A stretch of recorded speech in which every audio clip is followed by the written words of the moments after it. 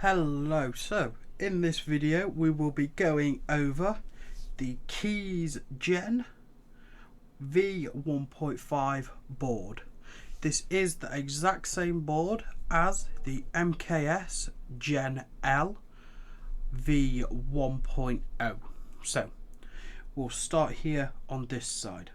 Here we have your 12 or 24 volt power depending which you're running, and we have your positive and your negative there. Moving along, we have the bed power, so there's where you plug your bed into for the power for the heat inside of it.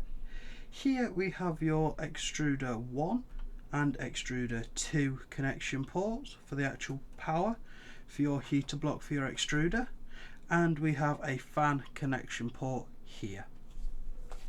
Moving round along this back, we do have all your stepper driver connectors. So this is your X, this is your Y, this is Z, this is E1, and that is E2 stepper drivers. So they will all plug into your stepper drivers. These back ports here, these black ones just here, are where it'd be normally covered with a board.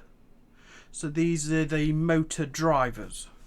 So you have all these on here. So you've got, again, it corresponds, you've got X, Y, Z, E1, E2 here.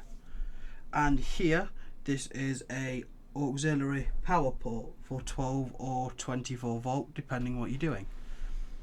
Moving round, these ports here, these four white ones in a row, are your X, Y and Z end stops. You have a min end stop, which is the one furthest into the board for all of them. So this is your X min, this is your Y min, and this is your Z min, and the back is the max end stop.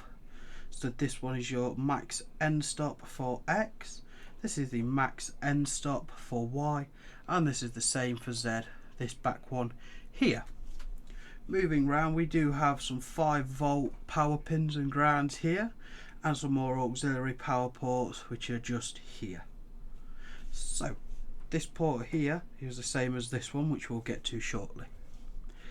This port here is for your E1 thermistor. So this is where you will plug your extruder 1 thermistor in. This is the temperature probe for that one.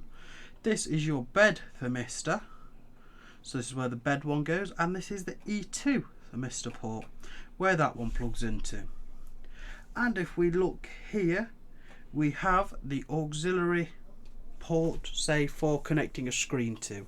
So if you have a little touch screen or thing that comes with your printer, this is the port that it will plug into. And we do have the reset button here on the board, which will reset the firmware that is on it back to how it was. So that is almost all the ports. We have the final port here, which if we flip it over, look, you can see is your serial port. So this is where if you use things like Octoprint, that will plug straight into there. And if you use a few other bits and pieces like that, they will plug straight in to there.